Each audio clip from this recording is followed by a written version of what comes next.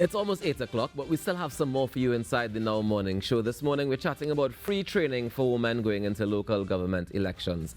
And to do that, I want to welcome the Communications Advocacy Engagement Officer at Caribbean Women in Leadership, Ms. Soraya Romero, as well as the Vice Chair of the Women in Leadership Trinidad and Tobago chapter, Ms. Bernice Antoine. Good morning, ladies. Good morning. Thank you so much for joining us here this morning. Thank you so much for having us. Thank you for having us. Well, this is interesting conversation that we're about to have because, you all are having free training sessions for women who are interested in getting into local government elections. Right. Before we go down that road, what exactly does the organization Caribbean Women in Leadership do? Sure. So we are a non-partisan independent organization, meaning that we're not affiliated with any one particular political party. Right.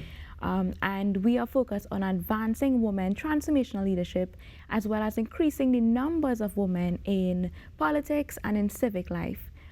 So we really centered on women work, getting more women involved in politics and in all spheres of life. Why?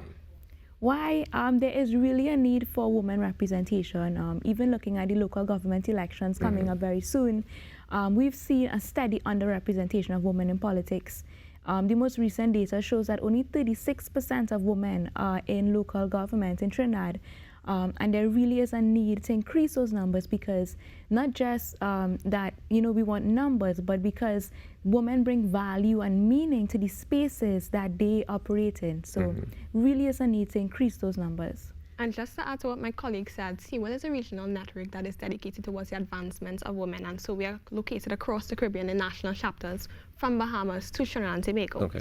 And so we engage in activities that's directly related to advancing the leadership capacity of women. So some of those activities include holding regional and national webinars, capacity building sessions, and our flagship initiative, Young Women in Leadership Initiative, where we give young women between the ages of 18 and 25 experience. So parliamentary experience as well as content, leadership content in terms of transformational leadership, gender and good governance, how to apply a gender lens in decision making. And in 2020, I had the absolute honor of being part of that initiative, and the benefits have definitely been ongoing. And you can see how that program translated into more women leaders and improving the quality of women leaders. Well, when we speak about women leaders, we speak in specifically political.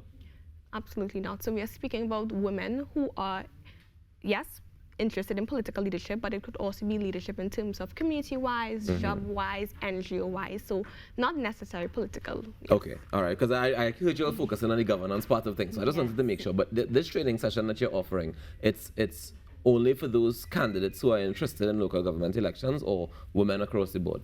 So it's across the board. We're offering it for women candidates, their team. So if you're a manager, or PRO, or secretary for a woman candidate, as well as anyone who's interested in politics. So if you're a young person, you're over 18 years old, and you're thinking about getting involved in politics, this is for you.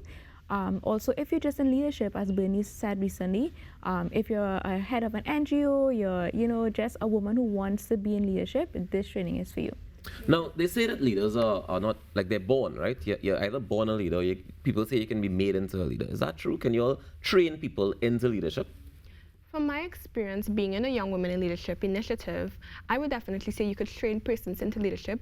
To me, all you need is that burning desire and enthusiasm to lead. And so, yes, there are persons who are born with, their ability to public speak and etc., but that's just one component of leadership. But not just the public speaking, I mean like the confidence. Yes. Like I feel like leadership takes a certain level of confidence. And so if you're not born with that, can you learn that along the way? Absolutely, yes, definitely. I have seen my YWIL sisters, that's what we call them, grown into that confidence, being able to, okay, yes, this is the position that I want, and this is how I'm going to go after it. So I have definitely seen the YWIL initiative translate into more women leaders, as well as their confidence, growing their ability to say, okay, this is how I'm going to handle this difficult situation and navigate this difficult conversation.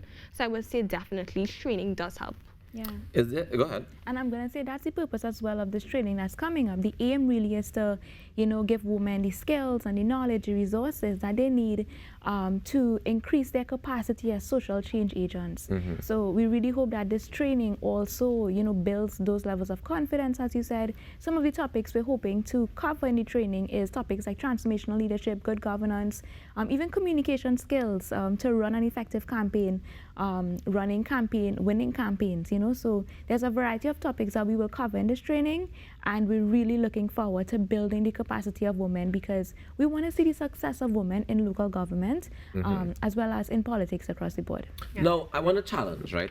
I want to challenge this morning because I'm a man having this conversation here with two women about women in leadership, right? Yes. And 20 years ago, I would have said to you that I agree 100%. We need more representation. We need more women in leadership positions. We have an opposition leader who's a woman in Trinidad and Tobago. We have a president who is a woman in Trinidad and Tobago. So in the last 20 years, a lot of things has changed. Right. And is there a concern at all that we are leaving men at the wayside in the advancement of all these women? I won't say that we're leaving men behind at all. We really support the other groups who are supporting men as well. It's just that CWIL was created with a focus on women. And it's because we've heard a lot of comments coming in as well that, women don't want to make themselves available to politics. Women don't have the skills to lead. And so at CWIL, we really focus on, capacity building, giving women that opportunity to strengthen their skills, their knowledge, so that they too can pursue leadership if they so desire to. So not undermining the role of men. We love and we appreciate and value men. But do you think that men women. value women in leadership? Oh, that's a great question. Winnie's, what do you think? Let me throw it over to you. Pass the buck one time. Before I answer that question, just to add to what Sarai would have mentioned in terms of CWIL supporting, men. So recently we actually had a gender-based violence awareness walk in Miaro, and there were the presence of men, and they were supporting us in terms of, okay, this is what gender-based violence is about, and engaging us throughout the community. So yes, even though it's a woman-focused organization, we do encourage men to participate in all our activities that we're doing. Including this training? Well, this dissemination. Right. So the question that you asked, it was, do men value women leaders? I would say yes, there has been a greater awareness of men and acceptance of men valuing women leaders, and you're seeing that in the political arena. Of course, there is improvement to be made, which is why trainings like these is so very important. But I do see that advancement in terms of even in different capacities that I hold, the men are willing to support and they're more sympathetic to the different needs that women have in terms of, the gap with regards to childcare and understanding all these needs, and so they are making decisions with gender in mind. Because one of the things I learned through CWIL is that there's no one project that is not gendered.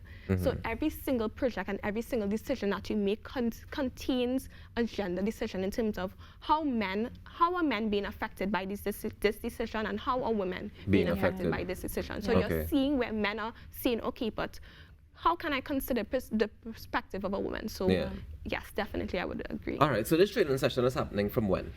It's happening really soon. The 11th and 12th of August will be our very first training session, and that will be in South Trinidad. Then we move to North.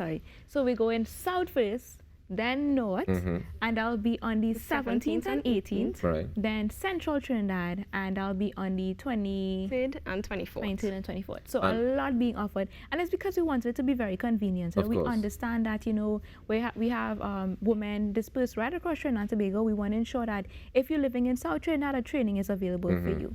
So very convenient. And how can we register? Well, how can women register? I'm saying we, like I can register. Definitely. How can women register to be a part of it? So you can go on our website at cwil.org, CIWIL.org, or follow us on social media. We have Facebook, Instagram, LinkedIn, Twitter. You can register there. The forms are available online, and it's a very quick and simple registration process.